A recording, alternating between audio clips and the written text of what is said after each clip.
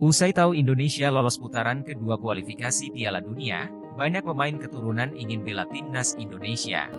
Ada beberapa alasan mengapa mereka yang dulu cuek atau ragu justru berbalik mengirim sinyal ingin membela timnas.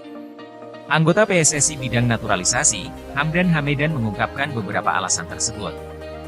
Hamdan mengatakan, beberapa pemain keturunan saat ini tertarik membela timnas Indonesia karena melihat progres yang dicapai bersama pelatih asal Korea Selatan, Shin Tae-yong. Shin Tae-yong mengubah Indonesia yang dulu tidak dianggap sekarang diperhitungkan. Dengan kata lain, Indonesia sekarang jauh lebih kuat dari sebelumnya. Lihat saja, kemarin Indonesia U23 mampu mengukir sejarah, usai mampu melewati babak kualifikasi Piala Asia U23 dan berhasil lolos ke Piala Asia U23 2024. Sekarang timnas Indonesia senior berhasil melaju ke ronde kedua kualifikasi Piala Dunia 2026. Jadi ada yang dulunya tidak mau sekarang mau, kita lihat bagaimana timnas Indonesia semakin kuat, kata Hamdan Hamedan. Alasan kedua, kata Hamdan, adalah hadirnya para pemain keturunan yang andil dalam proses kemajuan timnas Indonesia. Seperti diketahui, ada nama Rafael Struijk, Shain Patinama dan Ivar Jenner yang bisa dibilang naturalisasi teranyar timnas Indonesia. Shin Tae-yong memang jeli dalam melihat kualitas para pemain keturunan, para pemain yang ternyata memiliki segudang pengalaman di Eropa. Ketika para pemain dinaturalisasi dan mereka mampu menunjukkan bahwa Indonesia adalah negara hebat, sekarang banyak pemain yang dulunya ragu sekarang mengirim sinyal ingin membela timnas, kata Hamdan. Selain dua faktor tadi, Hamdan juga mengungkapkan ketertarikan mereka untuk membela timnas karena Indonesia mampu lolos Piala Asia dan ikut kualifikasi Piala Dunia. Sebagaimana diketahui, Indonesia lolos putaran final Piala Asia Senior, Piala Asia U20, Piala Asia U23 dan yang terbaru mampu lolos putaran kedua kualifikasi Piala Dunia. Lolosnya Indonesia ke putaran kedua kualifikasi Piala Dunia tidak terlepas dari peran tangan dingin Shin Tae-yong.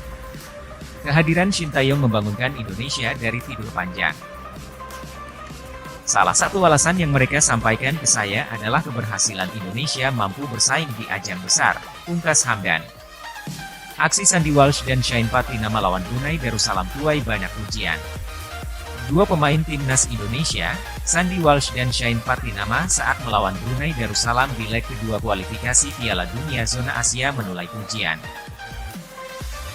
Kedua pemain ini dipasang pelatih timnas Indonesia, Shin Tae-yong sejak menit awal di posisi yang biasa mereka tempati di klub alias posisi asli.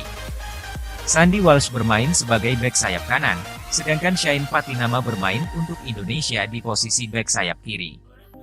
Determinasi kedua pemain ini menusuk jantung pertahanan Brunei lewat sektor sayap terbukti mampu membuat penyerangan skuad Garuda lebih tajam.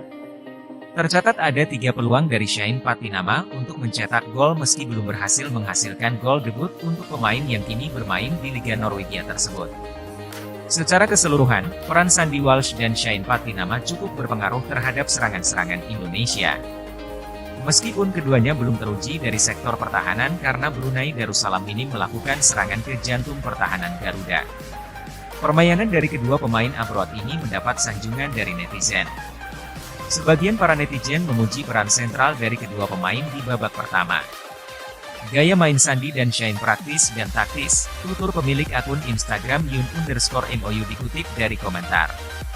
Shain mainnya mantap sekali, tapi sayangnya gagal mencetak gol dan digantikan. Selamat Indonesia, tulis Onedai Rain. Indonesia memastikan lolos ke fase kedua kualifikasi Piala Dunia Zona Asia usai unggul atas Brunei Darussalam dengan agregat 12-0. Dengan kemenangan ini, Indonesia dipastikan lolos dan masuk grup F yang sudah diisi Irak, Vietnam dan Filipina. Pertandingan perdana grup F akan digelar bulan November yang akan mempertemukan Irak versus Indonesia. Shin Tae-yong senang rotasi berjalan sukses saat timnas Indonesia sekali lagi bantai Brunei 6-0.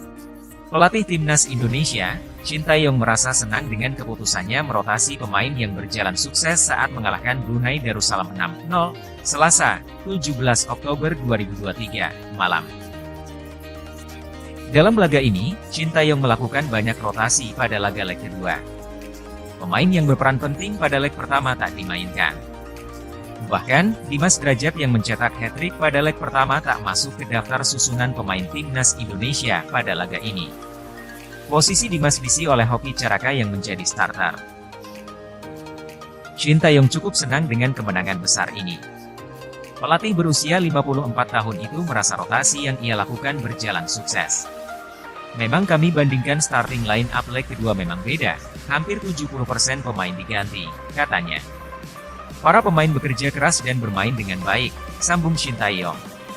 Timnas Indonesia bertandang ke Bandar Seri Begawan dengan keunggulan 6-0 pada laga leg pertama. Namun, semangat Witan Sulaiman dan kawan-kawan tetap ada di level atas. Shin Tae-yong pun menyadari hal itu.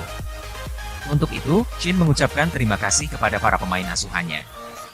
Walaupun laga tandang tapi tidak lemah, jadi saya mengucapkan terima kasih pada para pemain, ujar Shin Tae-yong dengan nada bangga.